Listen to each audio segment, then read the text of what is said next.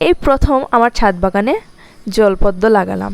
অনেক দিন থেকেই ভাবছিলাম যে ছাদ বাগানে জলপদ্ম লাগাবো, কিন্তু আর লাগানো হচ্ছিল না। আর আজ ফাইনালি আমি আমার ছাদ বাগানে জলপদ্ম ফুলের গাছগুলো বসিয়ে ফেললাম। আর কিভাবে এই গাছগুলো বসিয়েছি অবশ্যই পুরোটা ভিডিওতে দেখাবো। আর আমার জানা নেই যে এগুলো কীভাবে লাগাতে হয়, তো 2-3টে ভিডিও দেখে তারপর আমি এগুলো লাগিয়েছি। আর আমার লাগানোটা হয়েছে কিনা অবশ্যই আমাকে কমেন্টের মাধ্যমে জানাবেন। হ্যালো এভরিওয়ান, আমার চ্যানেলে আপনাদের সবাইকে স্বাগতম জানাই। কেমন আছেন সবাই? আশা করি ভালোই আছেন। আজ আমি আবারও চলে এসেছি নতুন একটি ভিডিও নিয়ে আমার ছাদ বাগানে। আর আজ আমি আমার ছাদ বাগানে লাগাবো লটাস। আর এগুলো কীভাবে লাগাবো তা পুরোটা ভিডিওতে দেখাবো। তো এগুলো প্রথমে আমি লটাসের সিডসগুলো জলের মধ্যে ভিজিয়ে রেখেছিলাম। প্রায় 2 মাস আগে এগুলো আমি জলের মধ্যে ভিজিয়ে রেখেছিলাম। আর জলের মধ্যে রাখার পর দেখুন গাছগুলো এতটা বড় হয়ে গেছে। তো অনেক দিন থেকে এগুলো জলের মধ্যে থাকতে থাকতে এগুলোতে অনেকটা শিকড়ও দিয়েছে। আরও অনেক আগে এগুলো মাটিতে বসানো উচিত ছিল, কিন্তু আমি বসাইনি কারণ আমার কাছে বসানোর মতো কিছু ছিল না। তো আজ একটি আমি অয়েল ক্যানের মধ্যে, বড় অয়েল ক্যানের মধ্যে এই পদ্ম ফুলের গাছগুলো বসাবো। আর এখানে 5টি গাছ আছে, এগুলো অনেকটা বড় হয়ে গেছে। আর আমি এখানে প্রথমে দিয়েছি 1 লেয়ার গোবর, তারপর দিয়েছি 1 লেয়ার মাটি দিয়ে রেখেছিলাম কালকে। আর আজ এসে দেখি যে বৃষ্টির জলে পুরোটা জলে ডুবে গেছে। আর এখন আমি আবার জলগুলো বের করছি। আর একটু মাটি দিতে হবে, মাটি কম হয়ে গেছে, তো আমি আরও মাটি নিয়ে এসেছি, এই মাটিগুলো দেব। তো প্রথমে আমি কিছু জল বের করে নিচ্ছি। তো যতটুকু জল বের করতে পারবো ততটুকু বের করে নিচ্ছি, তারপর আবার মাটি দেব। আর এই লটাসগুলো কী কালারের তাও আমার জানা নেই। আর লটাসগুলো পুকুরের মাটিতে লাগালে ভালো হতো। পুকুরে অনেকটা জল, কারণ প্রায় 15 দিন থেকে কন্টিনিউ বৃষ্টি হচ্ছে, প্রত্যেক দিন 2-3বার করে বৃষ্টি হচ্ছে। আর তাই পুকুরে অনেকটা জল। আর আমি কাদা তুলতে পারিনি, গেছিলাম কাদা তুলবার জন্য কিন্তু তুলতে পারিনি। তারপর আমি এই বাগানের মাটিগুলো রেডি করে এখানে বসিয়েছি, কারণ এখন পুকুরে জল বেশি আর মাটিটা তুলতে পারবো না, তাই এই বাগানের মাটিতেই বসাবো।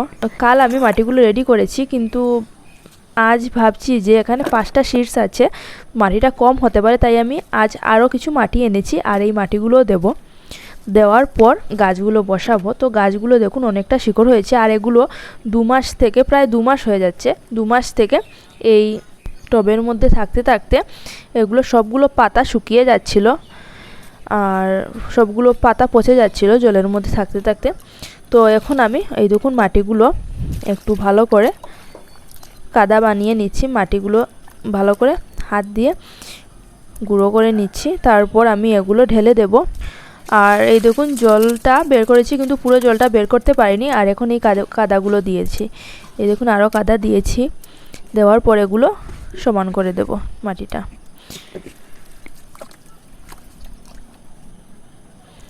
তো এই দেখুন মাটিটা রেডি করা হয়ে গেছে।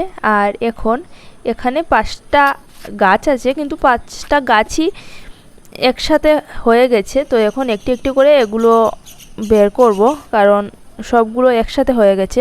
আর এগুলো শিকড়গুলো মাটির নিচে বসাতে হবে, তাই আমি প্রথমে এগুলো আলাদা করছি। এই দেখুন এগুলো আলাদা করছি, তারপর এগুলো বসাবো। আর এগুলোতে পাতাও অনেকটা কম, কারণ সবগুলো পাতা পচে গেছে।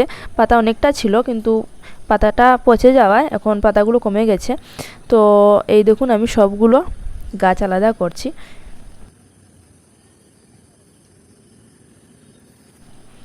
এই দেখুন সবগুলো আলাদা আলাদা করে নিয়েছি। আর এখন এক এক করে সবগুলো মাটিতে বসাবো। আর শিকড়গুলো মাটির নিচে বসাবো, আর পাতাগুলো মাটির উপরে থাকবে। তো এইভাবে সবগুলো আমি বসাবো। আর আমার বসানোটা হচ্ছে কিনা আপনারা যদি জেনে থাকেন তাহলে অবশ্যই আমাকে কমেন্টের মাধ্যমে জানাবেন, কারণ আমি এই প্রথম পদ্ম ফুলের গাছ বসাচ্ছি। আর কোনো দিন দেখিও নি কীভাবে বসাতে হয়, আর আজ প্রথম আমি বসাচ্ছি।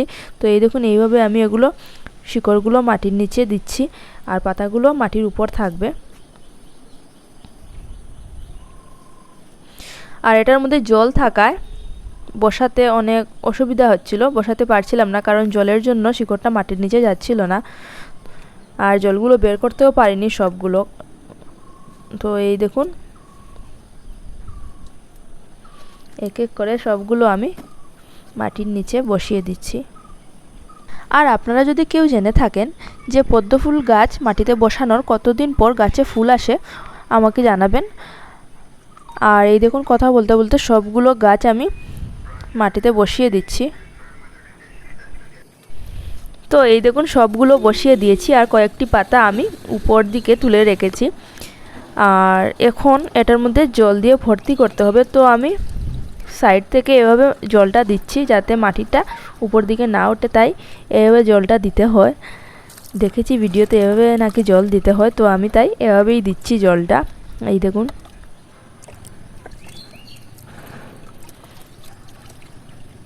তো এরকম আমি জলগুলো দেব। আর পুরোটা আমি ভর্তি করব না, কারণ সবগুলো পাতা জলের উপর উঠছিল না, তাই আমি পুরোটা ভর্তি করব না, এতটুকুই জল থাকবে আর জল দেব না।